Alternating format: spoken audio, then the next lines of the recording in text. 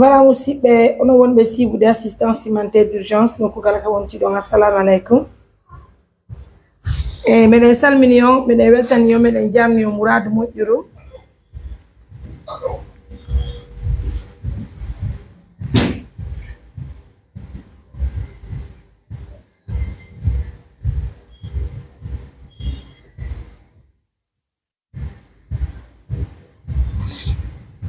Voilà musidɓe on fof moɗon yiɗon salmina meɗen jarni on mettaccino wala ñamɗo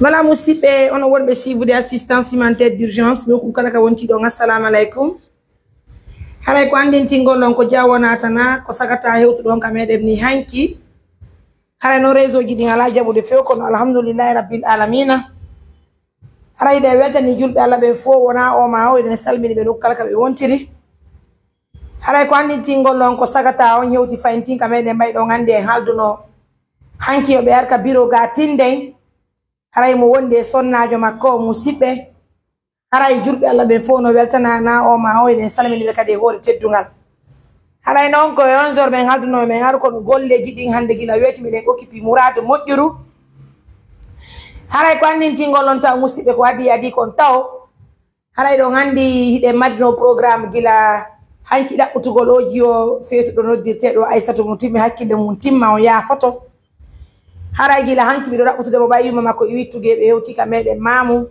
kono e wawali yitugo kanko jiwunkuñe en joɓɓutuno mo hanki ha e 20h 21h wayin yaalimo hotuɗen yumma makko hande kadi bimbi nanguɗen kadi on programme ɗon kono tigiti joni e wawali yitugol ha joni jiwko woɓɓe hollitimen woyɓe himo lawol poore daka ɓe ganda sikono woniri haray musidɓe meɗen ɓe si yiton debbo mo hakkille mum timma wowtuɗo mo wowa yaade ka moɗon toon surtout jottiɗo saku no jogiti poore no goccude sipaji koya ma sipaji bombo ngara yo andu ko menen tigi woni ko faala yugol mo haray ko teddugal e moɗo wallite men yanñinen kumpital ngal so yori ɗo musidɓe ɗen andi bobo no hitaka meɗen hanki no hojjaka meɗen almamiya dime almamiya mosquée haray nden ɗon kadi ɓe guure nodduno men gila hanki e 0h malheureusement min mi wawa tindude e maɓɓe ɓay toon tini e haade min mi waalike ko bimbi woni ko ɓe noddimi min humponiri haray ɓe addi bobon min hiidi e maɓɓe ka suudu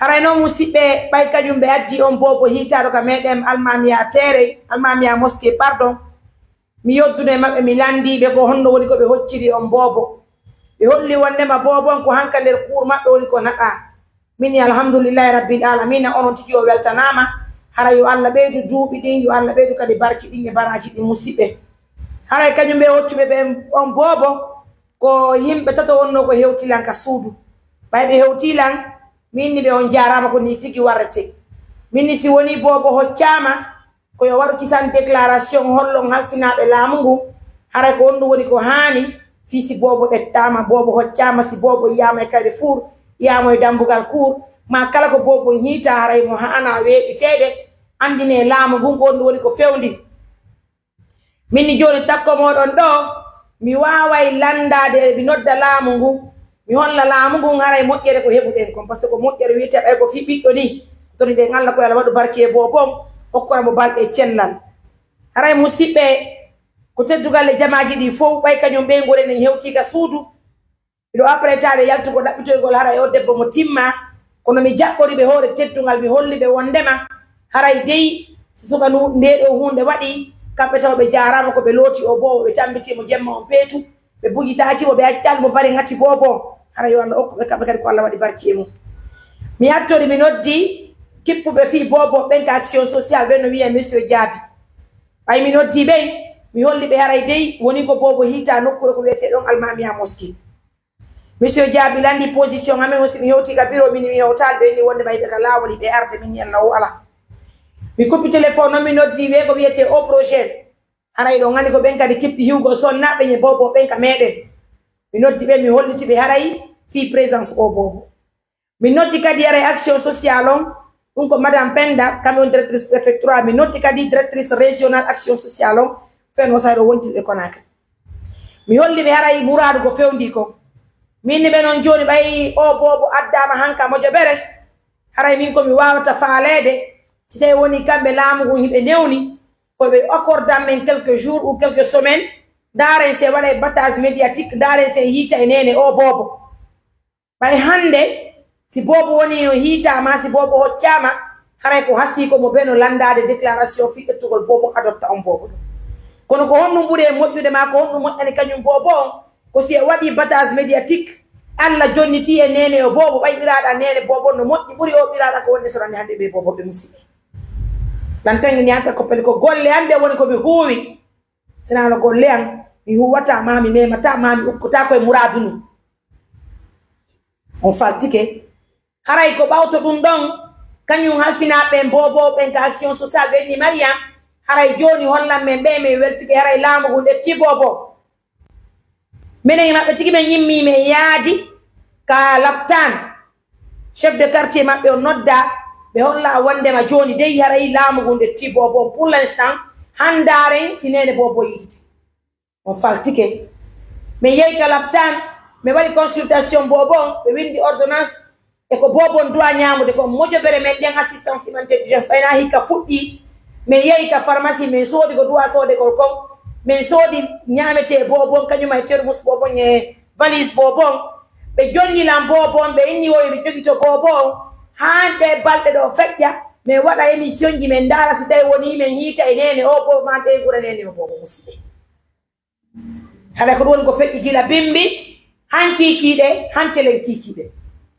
kono ko honno mure ngaldinde ha hande ka medey a wadali mojjere tana ronkuma hewtude parce que julbe Allah be gobbe mabbe no toppe gondina ama grande surprise go procureur woni go noddi men wo ko men yimmo me yaada e bobo me yey me yaadi e bobo jaka ko be hoccube o bobo wo joma galle den ton gorko mawdo nyimmi ke yey ka sari ton portani la mi plainte wonde ma ko jatti be bobo inni awuju billahi ko honno Mariama Touré wata jattire goddo bobo mi jeya bobo hande mi jeya bobo jango kono hunde sina golle ma a wawata badagol hunde ne yo musibe andite hande wona Mariama Touré wono nyo goddugo ko mojo bere makko nde wiyetende assistance humanitaire d'urgence marde kaydi tawata no hani gollugol golleji ko kaledi be ko raison pour la caisse jama yido dogude araka an fatto fiye waaw ko do wawata wadde golle men de ngene tu en takkondirale hafina be golloji din kamede yo musibe tangi ni anta ko pel procureur nodduno ben yawbe do ngulliti be ni attention ko action sociale on inni o jogito o bobo handare 100 inspecteur iba Conakry ara e mamu hawta kadi ndare se hita nene o bobo lan tangi ni ko hanno be wata yotude fi o bobo kono ama grande surprise kadi mido jokki golle gidi mido jokki golle gidi mido jokki tewtorde mido yatti gila bimmi do hayla de sare ko kanyu woccu be bobo noddila ben law ay be arande jodi go e bobo parce que joma galle indi ko be arta bobo be hetta bobo minni madame woto noddan téléphone mi tori ko mi jejon julbe jejirta bay ko julbe so yewta ma jabe ko yewta don ko on jeya o bobo hande on jeya o bobo jango mimma yami jeya o bobo hande mi jeya o bobo jango jori si tay woni laamu go detti o bobo be ni e waru tewtere ndari se hetta nene o bobo e be ngure nende o bobo so nyini don arde getto o bobo jungwa haray mi tori ko ton noddan nodde laamu ono ngi laamu go faamu diddo bobo no jonge bobo no do hunde wada bobo après laamu artane bobo jottam bobo si nene bobo yita ma nene bobo hette bobo makko parce que je pense que maintenant les gens la exagèrent si dadu mi iyali dalido ko joma gale mabbe den inna yo be artam bobo parce que bobo wona ka be bobo me hoccu bobo nun jeynabe on bobo musibe mi ko wona nobe ko be inde be ko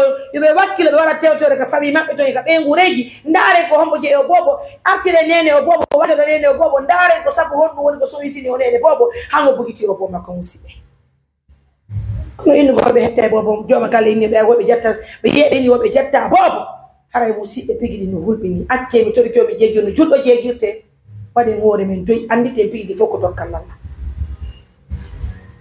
sidiro pigi yari ni waye joni hiden encourage de be bibbe enene be wadde suka ni do pigi si bobo hay kama dabbiten hay kudo o bobo anden ko wadi sombo o bobo hay kede anden yi modi ko hombo hay ki o bobo ko hondu wadi defi mo hay kude o bobo makko andine mo ko ngaji gono to est ce que ɗon faltani awa teddugalle mo mariama touré jatta bobo de ko golle ande be jokki joni ko mi jeejon julɗo jeegide wattane hakkile ko jokku bien là je me limite là je vais maintenant continuer ma remise mi jeeya bobo hande mi jeeya bobo jango min déjà Allah no hokkila bobo be catégorie ya volanga sariya wullito inna mi jetti o alhamdulillahi rabbil alamin batti mi yono procédure on mi andi yon go procédure do duare wore ko le musibe joni ara ono go waccanno nani bobo ko dettugo bobo yaw halana bobo haron dabbital nandi are nede bobo ne acce mi tori jonno juldo jeegirte wonen baawo laamu tabbite nene o bobo yite nene o bobo anden ko hondu defi mo hay ko goddo parce que goddo no wada hunde ni sa ngo sahara o ko e hore dewgal hebi o bobo mahara ko nyaamete man kiriyo mahara ko kulol mahara ko radado on faltike itori ko mi jeejon juldo jeegirte oton noddam mena solla e wodo ko mi joma juude ni joma koy itori ko mi jeejiyo menen mojo bere amen ne bobo woni jungo amen ha onene bobo hetta o bobo woni jungo laamu woni jungo mon ton menen mojo bere ne ko me wawi wadde ko men ampotane bobo parce que dum woni ko me windori yo musibe on fatigué. Allez plus loin, allez jusqu'à chez le procureur pour dire que Mariam a retiré l'enfant. Alors que Bobo on yamo. Alhamdulillah ko tuwa ko mi wadi batti mi noddu no ngolamo mi holli be présence o Bobo. Fi Allah mi tori ko acce dabbite nene o Bobo anden ko dum definene Bobo hay ko de o Bobo makko. Mi tori ko mi jeeji yo. Mi tori ko mi jeejo no juldo jeejirte. Min déjà ko mi jomba bo wonde ma kala ko mi présidente Bojo bere. Par inspectrice o me waddi kongo mi jogi to bobo hambe ara min inspectrice nodde modi an hollo modi an hidon halfini mi huude kare parce que statut am ka wonde ko onje yonno ko si jogi ke bobo bay bobo walta sina ka sutu am si bobo le wali ka sutu am do jogi ti modi an andi ko mamodo an huude fi bobo ka ara yakke de mi tori ko mi jeji on wallindire yite nene go mi tori ko mi jeji tawti gi yango bimbi hanki do ka tuno do ka no wewo ko feti kare ko non fala do musibbe acce yite nene o bobo kara no veli on ko nene bobo ngaki ko bobo awa jode ngaciri ni fit non continue kadi fi émission mo fuddi wadde hara musibbe ko andinti ngollon de do be ngure o sagata bundo do hewtuno ka meden hanki kanko e sonnajo makko on be holli e mapunde mabbe den o sagata holli e o natu wala golo fini o tay o bundi di o ala e hiide woni duubi nay gila dum hebimo kono musibbe bay dum do hebimo biiji makko fo boni hande wala gollude wala hiide wala wadde hay e hunde wonde ma kala yimo sonji yimo maapi wala hay ko nyama haray o jiwo do mo Allah wadi barki e mum jabi o tiggi mo dewga sunna e farilla haray jiwo hide weltanimo hide ngollimo assistance humanitaire d'urgence no uditi baafal mungal fi tambita golbe aduna beru ko waawden ko yo musibbe beru taga mo jobere mende waawetembe wallitorde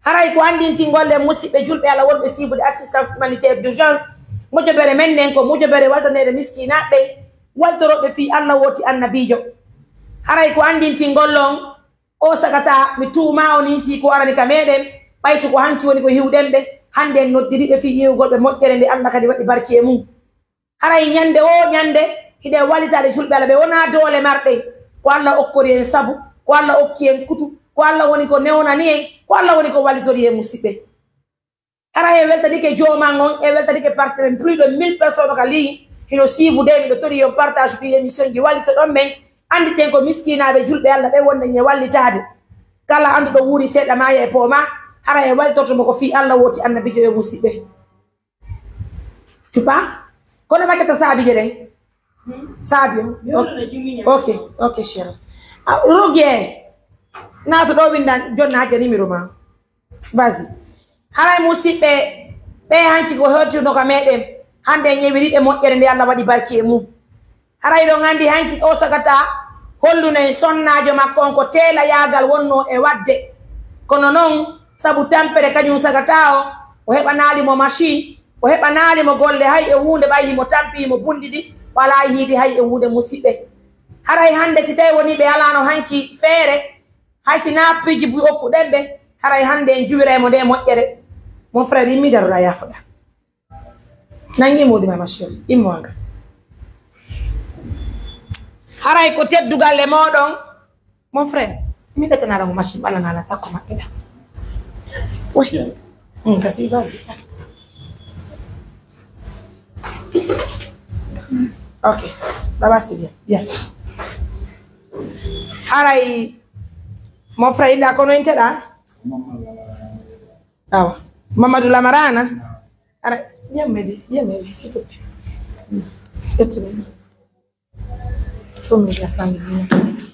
haray Mamadou Lamarana ko teddugal lema si ko aji ko ardo nga hollu no me mapundeji buy hollu don men on hala ko nyaamo haray ko teddugal le mon taw me hebadi on do saako didi maaro e saako basalle be ne banture e sio wundobbo haray ko do nyaametedo ko musibe mede wietebe tanti Aissatu e ala lagine do partenaire be amen wonube Amerique woni ko neldi men buudi men soda ngo saako didi maaro madame anga hiide modi ko no undo bo maaro do e basalle do e on do e dan ne bando haray ko tanti amen Aissatu wonbe Amerique woni ko neldi men fiyo men waltoro fi nyaamete mo haray ko teddugal le mo nan joni albarka weltani ke Allah weltani ke julbe Allah be faabi ke men fendo kamen fara no faabo Allah hokkol be jodar janna amin nan nali taw tani langon de fendo ko ne ullude Allah hokkol be baraji ne amin de botini la perne fendo ka perne ulno Allah hokkol be baraji ne amin ya Allah wadi rambe indon jodi al janna amin hokkol be sarna fa ke fawada amin chéri la nali taw nani ay no men kadi hanki mo be ngumano haton jini fi tela yagal odo no machine mo men sodi do o na yeyete doni o ko gollirte doni hada yo machine do ko tanti jeena bu partenaire ba me wonbe Angleterre neldi men mbudi fiyo me yo me soda o machine hara hino machine ngi horo machine fono ka carton no ambala hara o machine do ko be nguma woni ko men okkimo aduna ila kara albarka ani albarka hara ko tigale albarka la nali kadino o machine do ko men falete ko men naadu be nguma bayni ko poudrière wondon haraw daway defugol ñiri di ko bamana ma ka suudu aron poudrière do men naada mo don tela yaga ga sotka kaskafo ma dum tanti gena bono takkodon men naba machine makko ton o ya onata tela yagal do kito golle makko ay no mokki fami hare ko teddugal mon ko mojo bere amen woni ko rande no ko hanki yidu en ka hare ko mojo bere amen lan naali kati haray monsieur Muntaga e sonna e mabbe be wontiri kambe kadi France be nulno men benni Mariam gila nebi meden tambade mojo bere ne e ngaldo kadi me fala tambitare minni albarka mabbe adani men do million goto 1 million o 1 million ko men yobu joddi suudu mon no fi lebbi joy harbe yaltinali on ka suudu na ino ko 150.000 et 50.000 kura woni 200.000 ka 200.000 lebbi joy dum ko 1 million ni hare ko 1 million woni machine de bayangi dayya nani hare albarka Allah kombarajere Allah korbe balde cellal wonna be ko wala barke fitani langonde taalen fesano yalla hokube barka nani barka de mesdames messieurs, c'est une fierté pour nous. Merci d'abord de contribuer à l'ouverture de ce bureau. Merci de réceptionner toujours les personnes vulnérables. Merci d'aider les uns et les autres. Merci de nous donner la force. Merci de partager les vidéos là, de liker les vidéos jusqu'à ce que nous obtenions plus de partenaires, des institutions, pourquoi pas l'État guinéen. Imaginez-vous, c'est hier que nous avons rencontré ce couple. Aujourd'hui, nous les avons donné, regardez, la nourriture, de l'argent pour la location de la maison. Et ça, c'est pour la madame. Elle va apprendre un petit métier, elle va aider son mari. Ça fait plaisir, hein? Alhamdulillah, Rabbil Alamin, Allah. Johnny, mon frère, haraka di faintim no di taxi motojo, on abana on ndo ka sudu. Kono ko mindi ko faale yango. O machine wonayo yeyu, wonayo wonu ka sudu. Jango ko ondo, ande ko ondo. Jeudi. Ko jango vendredi kisa wonde wat. Vendredi kisa. O machine do sagwang odo ya ataka sudu. Là sont fatigués. Ingake machine on ka bureau c'est plus sécurisé. Django indugol 9h taxi moto yo nabudo on ka suru bay wanda to njoni o yano yai on jango prépare to 8h wana machine on do fotten o yana on ton fotten ko mi wodi nabugol no fi tela ya gangal hara ko jango mi sotta habbere goro an e mi yaade nabe be nguma futto ki santi la yaga no moji no gaita ko ka kafda takko don gaita tigri donc don yo bata pass ma chérie afami ajabi ko wana ma bimbi ko defugol siko futti defa siko suppu defa si o hebali no hidida no modi ma surna mate batara sabu hidike anani a woni prete la yaga ngal jango 8h taxi jo yande may me winda ma jango agolla ta ko ya winda afami ya prépare dan futuro da golle tene won si Allah mu ya ajabi awa. Mesdames, messieurs, merci à nos millions de partenaires. Merci à tout le monde de nous préférer parmi tant de médias, parmi tant d'organisations. Merci de nous soutenir. Il s'agit bien sûr de l'ONG Assistance Humanitaire d'Urgence, une organisation pas comme les autres, une organisation qui agit en temps réel, qui assiste les personnes dans le besoin, qui travaille sur le terrain. C'est un travail qui est remarquable. Regardez aujourd'hui ce bonheur que nous donnons à un couple. Je crois que Allah le Tout-Puissant leur donne un enfant qui est béni et surtout le plaisir de vivre ensemble toujours et pour toujours. Merci pour la fidélité, mes amours. En tout cas, on va les aider toujours à continuer ce boulot. Hein. C'est important. Waouh! Mais wel tike nang albarka joni chéri yalti tu vas sortir vas-y na bana na beka sudu nani joni o yada yo taxi yo bata pass go bi yo bata madame nangu mbut ni moja ko 1 million wondo nani awa be ona bapigi di madame anya makona be mon frère anjolo don ken oro yo na bapigi jipi na lega utudo chéri na bono bi no fa ndi fudri e non te be bu donc dangari eyo ok merci bébé enjango awa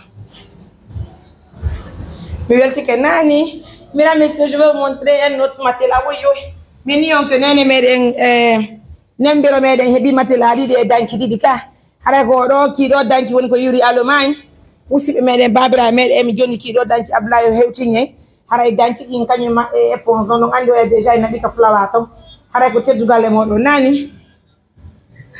Merci à nos millions de partenaires. Regardez ce bonheur, regardez le frère, il est très content. Haray be jippinde maro jidi nani yaw yaado nani mon frère barka ko alla Fabio chéri nami ko alla mojo bere mende no weltani on assistance humanitaire c'est pas pour nani haray ko abi burtu dankagol be nguma munyo da andi tapi di foko alla nan ya yo ba njodi sundu nani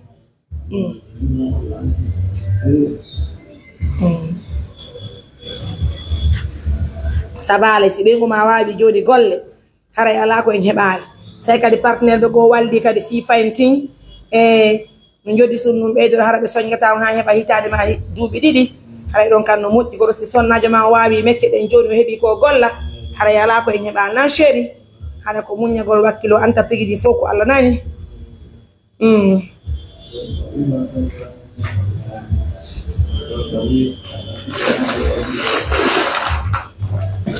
merci. Allez mes amours, en tout cas me de weltani julbe alla be fo me de salmini be de ngini yon assalamu alaikum me de sa aja utara pa ubina na machine ngo fet na ka biro wa ara musibe onon be won be sivu de assistance humanitaire d'urgence no kala ka wonti do men toroto men jeejaw no julbe jeejirte haray onon be won be hebude wara ma onon be won be hebude hayka ma onon be won be hebude bugo bibbe be ma etta okkitira ma wala pigidi Allah hidayah laki men toroto men jeejaw no julbe jeejirte yen accudin don piiji andi tenye wuri seeda e maayi poma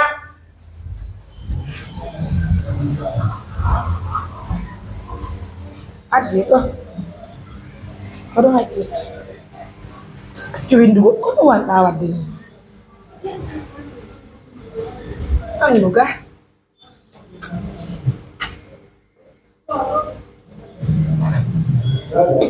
na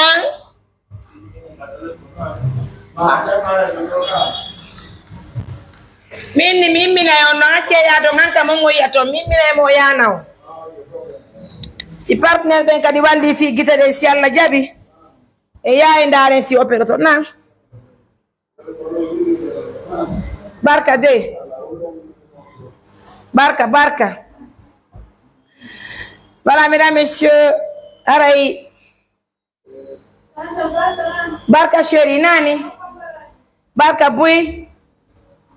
Haray musibe pour son opération. On a dit yite de water de 2 500 000 opérations quand même. Haray si nous obtenons les 5 millions, on va tenter avec les hôpitaux voir. C'est wawa heboude. Nos pays d'ingité ma coden si Allah jabi. Sur le souhait d'ailleurs de l'ONG assistance humanitaire d'urgence. Et waouh, je n'ai pas de faire. Haray donc monsieur Muntaga woni ko yobani mon jodi suru fi lepi jo e sonna e mon de France. Madame Dieynabou wonti be ka mede haray Angleterre woni ko sonni be machine on. Tanti esa woni ko sonni be nyaameteji din. Haray ko teddugale modon on foyi do weltana menen kadi men betti ka nyaameteji fiyo mbuddin timmu. Fiyo me wawa justement e so de nyaameteji din. Haray kadi machine on justement kadi bay men hendi ke mbuddi. Donc kadi me wawno bettugol fi me bettuno donc kadi quelque chose de 200 000 fi e waw hebugo coggu machine. Haray me de welti be de salminion. C'est votre Mariam Touré, MBT pour les intimes. Haray nana hide fuddi be donirgol seeda. Do ngandi goto me fet yali waaju. Info medem ko pay koy kono e waaju niray o be me buccura seeda. Andi te musibe moƴƴere ko nene medem na sa yeyi ya gagna wala retrait na. Je suis en émission, vas-y, ça gagne wala après na ngarano yame. Joni quand arrivé là-bas tu m'appelles. Musibe on a wodbe sivu d'assistance humanitaire d'urgence. Nare moƴƴere ko waɗanden wona o couple ɗo. Si Allah yoɓali en Allah fallata e musiɓɓe. Hanki ɓe ari kame hajja hanki ɓe ari kamen ɓe alfinike e meɗen hande gokkoriɓe nde moƴƴere ɗo e fait partenaire ɓe meɗen ɓe yo Allah ɓeydu jawdi maɓɓe yo Allah waɗu barki e maɓɓe. Se ñiwri ɗo musiɓɓe ndare nene meɗen hande seere. Envoie-moi mes téléphones, tourne ça rapidement là, il fait chaud. Tourne-moi ça s'il te plaît. Fais mon téléphone. Envoie-moi ça, vas-y. Tourne ça.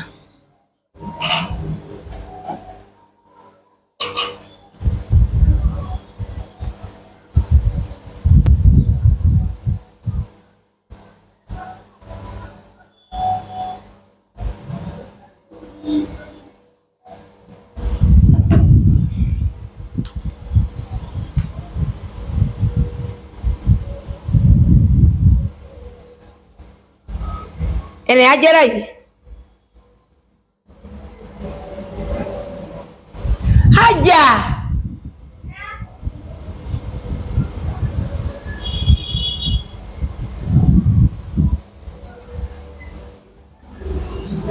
eti oruma banna do rallongeons adana lan do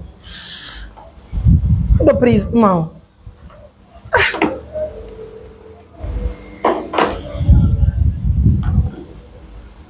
Oui, assalamu alaikum.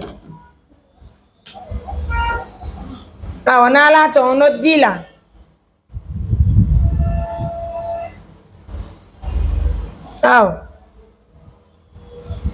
Hey yo.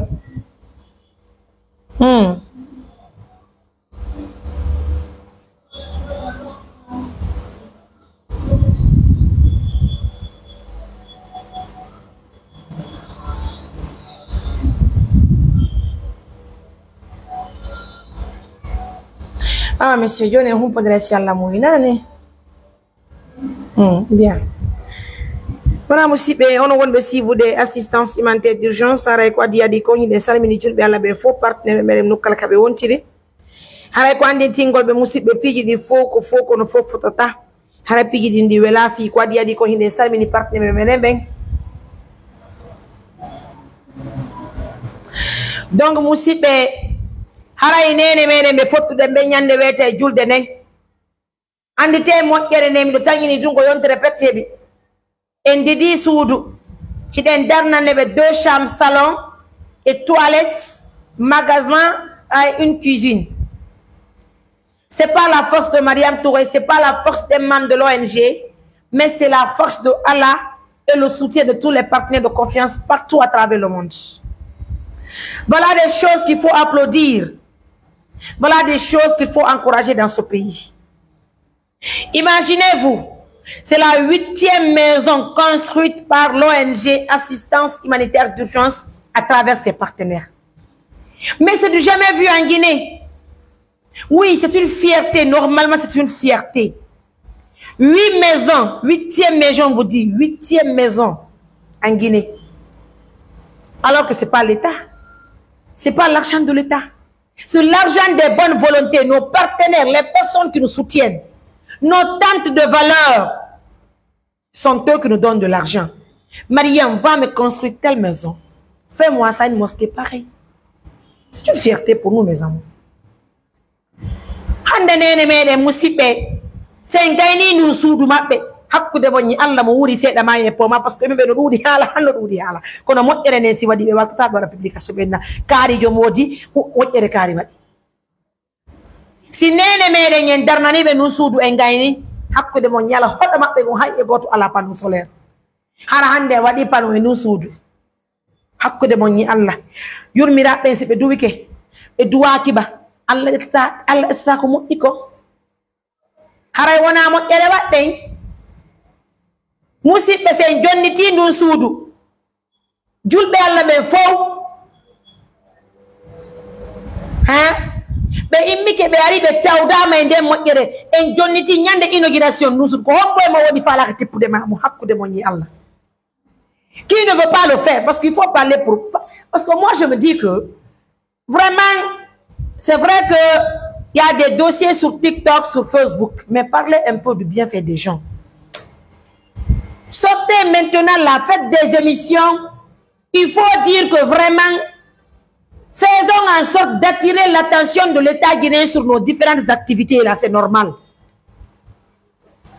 Je vous dis, en une semaine, on rencontre une maman âgée de plus de 90 ans, qui n'a qu'un seul fils qui est malade, qui a un problème mental, qui n'obtenait pas quoi manger, qui sortait, qui tapait combien de kilos, plus de 7 kilos, pour trouver de la nourriture. C'est cette maman qui rencontre l'ONG Assistance Humanitaire d'Urgence à travers ses partenaires. Aujourd'hui, nous construisons une maison de 2 chambres salon, un petit magasin, une toilette, et la cuisine et les toilettes externes. Moi, je vous dis, je ne vous mens pas, hein. Wallahi billahi, Dieu va bénir l'ONG là. Et Allah va bénir tous les partenaires de cette organisation. Parce que ça a la gonga à la finale. Moi, je ko Allah mouye, va mo kerene. Qu'on a des weltani, Allah ko tawata ko Allah no jonni un partenaire be compte be moudi, tawata ni sata o compte. Si la maison là elle est construite là, est-ce que c'est un membre de l'ONG qui va aller habiter là-bas? Non. Plutôt c'est une maman âgée. Une maman qui n'a pas de moyens.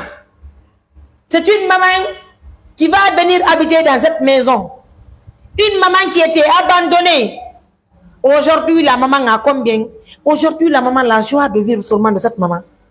Hay ko sabu ko yaate kon ettude gollowo debbo ko ya lota yummiraɓe hande sabu ɗum no fandi mo ala yaade fréquente ɓe yummiraɓe hande lotemɓe wattemɓe fitten suudu maɓɓe ndum hakkude mon ñi Allah defane ɓe ñiiri e maafe ɓe nafo ñiiri e maafe ndi hara ɓe holaali ɓe weemaali ɓe weelaaka ɓe yannu suudu maɓɓe no darnede hakkude mon ñi Allah wi iyon Allah waɗata barki e men innon Allah watta barki e jurriya men o way hiɗen tori Allah yo Allah ɓeydu sabuji hara hiɗe weltani Allah ko tawata kon Allah no jonni en cuucal daragol huwa golle ko tawata ko julɓe Allah ɓe fof hani huugol musidɓe hiɗe weltani julɓe Allah ɓe.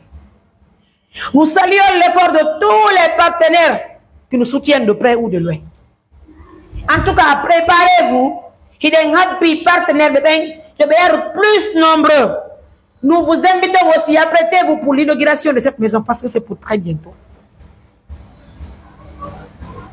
Ko vendredi, ko honde sa woni nyaa yontere, lantangini ko asere dido den ka ko honde sa dido den sundu, timbata yontere nyaa dido den sundu. E weltani ki Allah. Hande hiɗen phase finale hiɗen ka sénage ge musidɓe sen gayni nde ɓeya no arde ñappugol hara ɓeya hino créporde sundu haray musidɓe ko teddugalle moɗon moƴƴere koko weɓete haray ɗon andi Allah no waɗi barki e golleji men ɗin Allah no waɗi barki e golle men ɗen Allah no waɗi barki e juriya men on musidɓe ko panneau solaire faalaɗe waɗangol nene meɗen ka suudu oh là là 20 étoiles merci à vous madame Aïssatou c'est madame Idia pardon Hadja c'est qui je vous dis nous voulons mettre les panneaux solaires pour notre néné à votre honneur notre tante Kadiatou haray ɓen noon ɓe waltorki en heeɓi un montant de 4 millions tan eɗen kundara wonɓe ka meɗen e wonɓe ka meɗen on jarat hewtali taw ɓe golle finition o so ɓe dayni kono peinture sumu samaja nani teddugallam barka haray musidɓe ko andintingol ɗon e ɓawto ɗum ɗon haray partenaire men gonu tunde won tunnote ɓeno kadi addanon un montant de 2 millions woni 6 millions manque de un montant de 2 millions fi en timmin coggu paro yere main d'œuvre haray waɗa ɓe fi paroje ɗe haray moƴƴere na han ɗon hara nene meɗen heɓa ampoule je sappo ka suudu maɓɓe e allahu akbar je vous dis 10 ampoules 4 prises haray joni wonaka saare haka maɓɓe ɓe sonane téléphone ɓe branche ka suudu maɓɓe ampoule je sappo prise gi 4 batterie on kadi ko ɗum par ce que panneau o 250 wonde wadde moƴƴere ne an ɗo musidɓe haray hande ɗen hattoñini e piiji buygo e ka suudu par ce que ɗen heeɓi danki en heeɓi ay fottay partenaire men go sonni ɓe fottay en heeɓi dankiki e guutuji ɗin alhamdulillah haray hande iɗen faala fayntin partenaire ɓe walla e ɓe par ce que ɓe ni o commence sotten brique kadi woye soɗe kadi brique 1500 brique on 1500 brique iɗon andi en darnali wurgo ngo en darnali kuri on si en darni suudu en darnali wurgo en darnali kuri haray moƴƴa donc nous avons besoin de 1500 briques ɗon andi siman alani chaque siman ko 100 000 francs woni yeygol wallahi donc iɗen hattoñine siman moƴƴa en hattoñine siman par ce que devis waɗa ɗo on ko fi suudu toon waɗali devis on fi wurgo on e fi kuri on joni noon suudu crépité siman jiɗi ndi woɗɗike haray ɗen hattoñiri musidɓe e toon ɗiɗi siman kadi on faltike haray ɓeɗen tori on ballal ko fota wona seeɗa kala marɗo feɗe walliti fiɓe yummiraɓe Allah waɗa e barke on tigi musidɓe so yiwri ɗon si birki yeɗen ɗon kañum e siman jiɗi haray joni presque lanni fayda ko on ɗum manki ko fi pano yeɗo ko minni on kon so oh là là monsieur Bari Djoumi haray ko manki kadi ko fi traverse ji nene ɗin fond de mur ji maɓɓe ɗin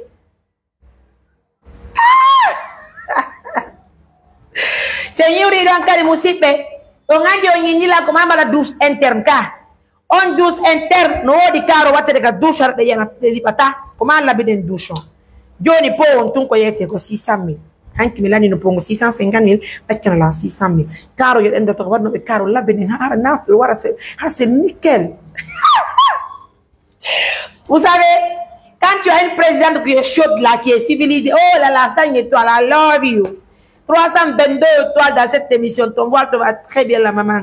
Elle est devenue, je vous love. Yadaria, I love you. Pourquoi tu es venu chez moi? Mes amours, vous allez beaucoup m'excuser, je vais couper l'émission. Mais bien avant, je vous informe d'abord que je suis hyper contente de tout le monde. Ça me va droit au cœur. Et d'animer cette émission pour attirer l'attention de tous les partenaires de confiance. En tout cas, aujourd'hui, j'ai pas eu le temps de visiter le chantier de notre Néné Bureau. J'ai même pas eu le temps de dire bonjour à notre Néné Bureau mondial. Mais rassurez-vous que tout va très bien. Alhamdulillah, on tient bon, ça va, alhamdulillah. Et moi, je suis au bureau depuis le matin avec les activités, c'est pas évident. Mais néanmoins, j'attire l'attention de tout le monde de se donner, oh là là, encore, yeah. Monsieur Bali, attirez aux étoiles, mon plus de 522 étoiles. Tout ça, c'est pour Mariam Touré. Ça fait plaisir. Alhamdulillah. J'ai beaucoup aimé le cadeau, Nani. J'ai très bien aimé le cadeau. Et ça fait plaisir. Donc, merci à nos millions de partenaires. Merci à tous les partenaires de confiance. Je disais tout à l'heure, Machine en Gosodi, mon cotanti, Jenap, on est Angleterre. Et Nyamete, on cotanti, ça, on est Amérique. et bouti pour 5 mois location dit donc monsieur Montaga et bien en France arrêtez de galer mona mais ticket misal minio motia j'ai de la visite donc je peux pas continuer à faire l'émission. Je vous laisse, je vous considère, je suis toujours au bureau mais rassurez-vous que je suis de cœur avec vous et bobo kadi musi benene bobo mi tori ko mi jejiyo ma chérie ayi lanka andi nami beydo ni andi nami beydo ka sai mi detti bomma on landan kanale ma bomma on ko fiya yurme bobo ma on andi tada hebi biddo wata hayko biddo ma chérie min goy non lan andi ngasa ko woni sabu dun don ngasa re goddo honne waduma ko metti ma en tout cas mi andala ande ko goddo ko sokola hebuda hasi buguda bomma on rien n'est tard reviens à des meilleurs sentiments. Viens me voir, explique-moi ton problème. Ensemble, on va trouver solution à ton problème, s'il te plaît. Arana bon non, ton bébé va très bien, mais so dilek kele makode et mi yardi mo le kicking, mi so dane mo nyamete makon, mi so ni bon ma valise qui donc tout va très bien, alhamdulillah. Pour l'instant, le bébé se trouve dans de très bonnes mains et Dieu merci que mi harani kat action sociale fi be wali tome vraiment. Et si je veux faire communiquer guiding radio dans les différents quartiers, est-ce que réellement parce que bobo n'y quelque chose de moi bobo na hande heba wali de fi alla yitene ne bobo annen ko woni ko defimo bogagol bomma comme tori ko mi jeji on jubbe jeji na. Et vous m'avez dit aussi que les voix là sont très jolies pour moi. En toute sincérité, c'est une femme qui m'a donné ce petit cadeau. Donc j'ai porté et beaucoup de personnes ont apprécié, notamment mon mari. Donc j'ai forcément aimé aussi. Et mes numéros de bombe magitori qu'elle et de bon TikTok on y ma chérie, si tu es à l'écoute de cette émission, chasse que je suis de cœur avec toi. J'ai beaucoup aimé le cadeau et ça me va très bien. Et grâce à toi, Inch'Allah, Mariam va aimer maintenant apporter des voiles. C'est très joli pour moi. Merci beaucoup. J'ai beaucoup aimé. Et si tu suis cette émission, laisse-moi juste un petit message qu'un numéro 1. Andina Lancan, j'ai vraiment besoin de ton numéro parce que là, je dois forcément te remercier. Merci infiniment. Ah, ça te va tellement. Merci. 622 et toi. Tout ça là, c'est pour Mariam. Je vais vous laisser. Prenez bien soin de vous. Bonsoir.